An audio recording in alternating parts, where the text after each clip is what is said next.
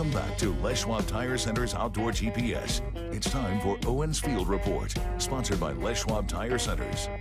Now being more towards the end of June, we've got some great opportunities that are out there. We've talked about this a lot. The lower Willamette, the head of the channel area in particular in June, probably the best fishing of the seasons these days.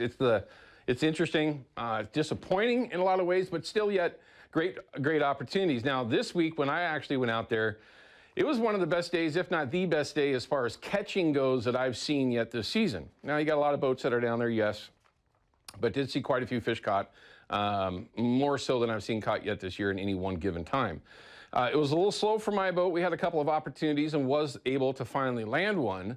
And luckily, and trust me, we did everything we could to knock that fish off. Myself, my buddy who was netting the fish, did everything we could to make sure that boat or that fish never saw the inside of my sled.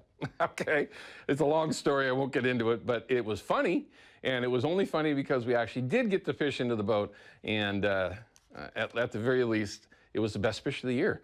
Go ahead and take a look at it.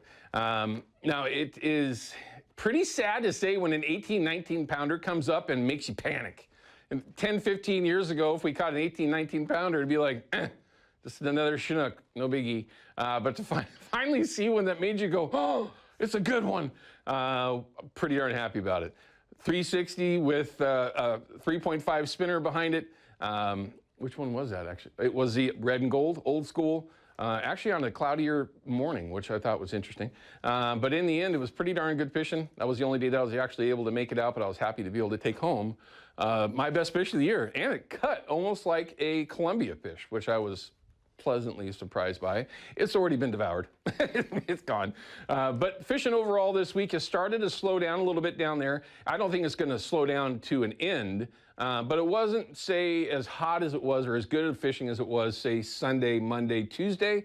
Sounds like things kind of slowed down a bit, but still very, very good opportunities down there to chase fish around. Now, not the only game in town, though.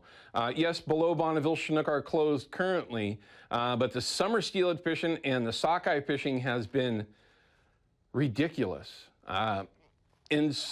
From some folks' perspective, the best summer steelhead fishing that they've seen in a very long time. So that's it's very, very promising. I know that most of them aren't making it over the dam right now. We'll get to fish counts in a second, but you've got some great options that are out there. Hopefully you can get out and do it. Folks that are fishing from their boats on anchor are having success. Folks from the bank plunking are having very good success depending on where you are spending most of your time at the very least. So certainly some good options out there. Hopefully you can get out. And there's no question that the kokanee, I laugh because it's the reports that we're getting and some of the photos that you'll see here in the next handful of weeks, next week, week after. Kokanee fishing has been ridiculous. So certainly some good options that are out there. So hopefully you can get out there and have some fun when you do so. Now, fish counts, interesting, yes. Great, no, but it's nice to see the numbers that the fall still continuing to go up a little bit. I mean, it did drop down to 244. Generally, when you see these numbers not registered, those are days that they have quite a few fish. It's all done by recording, most of the time days after the fact, but at the very least, you know, we're up to 13.5 right now. It's a little disappointing there. I don't want to get sidetracked, but plenty of steelhead moving around as well. Still, you know, when you look at these numbers, when you're especially talking about summer steelhead right now, we've just been beaten into submission so bad over the last decade that actually looks good. I mean, it's still terrible comparatively to what it should be. Let's just hope things change for the better. And we might find out more info about that this upcoming week, but I won't give up too much. Numbers going over Bonneville. The question has been very much the same. Is there going to be an extension below Bonneville? Are we going to get back out there? I don't think so. All the folks that I've talked with that might have more knowledge than myself, which shouldn't surprise anybody, I don't think so. But you certainly have a lot of shad that are still in the system, and the numbers of sockeye continually go up each day, up to 27, 28,000 a day going over the dam. The folks over on the east side, you got a heck of a fishery coming at you. Hopefully water conditions and everything holds true. As far as conditions go, very much tidally fluctuated now. Not a lot of water in the Columbia or the Willamette. You can see the Willamette averaging somewhere in the 6s based on the tides. This is at the falls at Oregon City. So you can see there's roughly a 3.5 foot exchange. you know, up in the Oregon City area, that tide will absolutely dictate what you're going to be able to do. So if you're going to go out there and go shad fishing, make sure you find current or troll to find shad if you're going to be chasing them right now. So a lot of folks are saying that the shad fishing has died, and the grass is okay from what I understand. That will gradually get worse and worse, but if you're out there trying to catch a shad and you're not doing any good, you're not finding current, it's going to be a lot like what we've talked about in the past, is start trolling, and you can start finding them, hopefully. Clarity on the Willamette turbidity, gin clear. Again, though, fishing's been interesting. Top and bottom. That's about as far as I'm going to say. Columbia River at Vancouver, same thing. Big tide changes, so you got to pay attention to those. Again, anchor fishing or plunking has been the most consistent. That will change as we get into the latter part of July, August, if we're able to even get out there and chase them. Clarity again on the Columbia, very similar to the Willamette, very, very clear. So you don't have to worry about any of that kind of stuff. Overall, good conditions. It's all about location, location, location, like a number of different things. Get the right spot, the right position, and it's been decent. Hopefully you can get out there. Okay, don't forget, send my good friend Jason Hambley an email. They're over at Procure. You have a chance to win their weekly prize pack, and it's pretty simple to do, but I do request that you give them a hard time to some degree. Now, for the first time, and it seems like forever, we've got Andy Carson to share our weather with us. Andy, how are you, man? It's great to see you. I'm doing all right. And Owen, I'll be here again tomorrow, so we can have 2 days in a row of hanging out and talking fishing and hunting and all that stuff. What can I bring you? You need some salmon? You want some duck sausage? What do you need? Salmon, please. Salmon would be awesome. Yeah. You're in. You're in. Good. That'll take care of me for a few days. Appreciate it, Owen. Rivermark Community Credit Union camera. Gorgeous time out there. Blue skies, 66 degrees. The current temperature that we have at PDX. And I don't see any fishing boats from this vantage point, but some people out there recreating. Starting off pretty cloudy at the coast. Chinook Winds Beach camera showing that 56 degrees there. Head up to the Columbia. Blue skies, 65 there. And it looks like we just have a sailboat there. Not seeing any fishing boats. Want to show you the radar because I'm seeing just a little bit of this light drizzle showing up north end of the coast and then up into Washington. No rain here. We just saw all kinds of clear skies out there, so no rain. That could be a different story for us this time tomorrow. Temperatures around the metropolitan area mainly looking at 60s out there. In fact, up to 68 degrees in Forest Grove is about the warmest. And then we have 59 in Vernonia. So here's the cloud rain forecast map. Clear skies today. We take it into 6 o'clock tonight. We'll start to see those clouds push in. A little bit of drizzle possible north end of the coast. And then it comes overhead here by around midnight. Very cloudy skies and just some little isolated cases of drizzle that'll be popping up there. So probably most of us won't see much in the way of any rain, but definitely starting off with clouds. And then we'll start to see it clear out as we take it into Monday. We should see fairly clear skies into Tuesday as well. So 87 the high today, 71 tomorrow with that chance of drizzle, 75 with some sun on Monday. In fact, quite a bit of sun, mostly sunny, and up to 85 Tuesday.